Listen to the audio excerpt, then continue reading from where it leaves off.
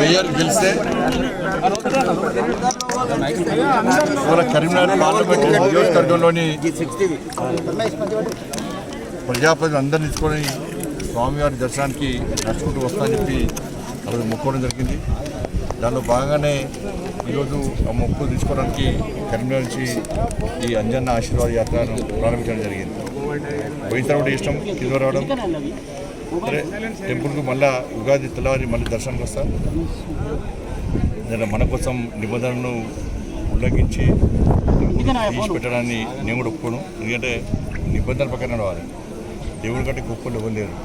కాబట్టి అర్చకుల వేద పండితులకు ఆశీర్వాదం దొరికింది. చాలా సంతోషం. వాళ్ళ అన్ని ప్రాంతాల్లో వాళ్ళ బ్రహ్మాండమైన స్వాగతం పరిచారు, ఆరతులు ఇచ్చారు, శాలువలు కప్పారు, పూలు సన్మానం చేశారు. కాబట్టి వాళ్ళందరూ కూడా హృదయపూర్వక ధన్యవాదాలు. దాంతోపాటు మా కార్యకర్తలు, నాయకులు అందరూ కూడా అన్ని ప్రాంతాల్లో ఇవాళ కష్టపడి పనిచేసారు. వారు కూడా ప్రత్యేక అభినందనలు. మా గౌరవ కార్పొరేటర్లు, గౌరవ మేయర్ గారు, గౌరవ డిప్యూటీ మేయర్ గారు, గౌరవ కార్పొరేటర్లు, గౌరవ కౌన్సిలర్లు, గౌరవ సర్పంచులు, గౌరవ ఉప సర్పంచులు, గౌరవ వార్డు మెంబర్లు అందరూ కూడా ఇవాళ ఈ యాత్రలో చాలామంది పాల్గొన్నారు. సరే వాళ్ళ వీలుని బట్టి పాల్గొన్నారు. చాలామంది మహిళా కార్పొరేటర్లు అయితే, మహిళా సర్పంచులు, మహిళా కార్పొరేటర్లు, మహిళా కౌన్సిలర్లు అయితే ఇక్కడ నడుచుకుంటూ వచ్చారు.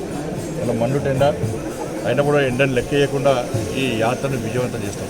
ఎందుకంటే ఆ తండ్రి స్వామివారి ఆశీర్వాదంతో, మా తల్లి మహాశక్తి అమ్మవారి ఆశీర్వాదంతో, ప్రజల ఆశీర్వాదంతో, నరేంద్ర మోడీ గారి యొక్క సూచన మేరకు, నితిన్ నవీన్ గారి యొక్క నేతృత్వంలో, రామచంద్రరావు గారి ఆధ్వర్యంలో ఇలా కరీంనగర్ కార్పొరేషన్ గెలుస్తాము, మున్సిపల్ కౌన్సిలర్ చార్పంతలు గెలుస్తాము, సర్పంచులు, ఉప సర్పంచులు, వార్డు మెంబర్లు గెలుస్తాము.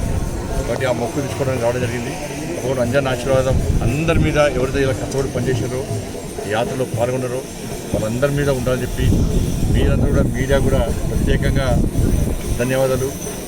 మీడియా యాజమాన్యాలకు, మీడియా రిపోర్టర్స్ కానీ, కెమెరామెన్లకు కానీ, print media, electronic media, YouTubers కూడా, సోషల్ మీడియా వారియర్స్ కూడా అందరు కూడా ఇవాళ ప్రత్యేకంగా కృతజ్ఞతలు.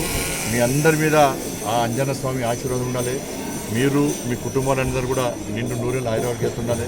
మీ కష్టాలను తెలుపుకోవాలి. ఒక ప్రశాంతమైన వాతావరణంలో జీవితం గడపాలని చెప్పి మనస్ఫూర్తి కోరుకుంటూ అందరూ కూడా హృదయపూర్వక ధన్యవాదాలు. తప్పకుండా ఉగాది తెల్లవారి వచ్చే ప్రయత్నం చేస్తా. స్వామివారి ఆదేశం ప్రకారం ముందు వాసిస్తుంది. స్వామివారు ఎప్పుడు ఆదేశిస్తే ఆదేశం ప్రకారం మనం వచ్చి దర్శనం చేసుకుంటాం. అందరికీ ధన్యవాదాలు.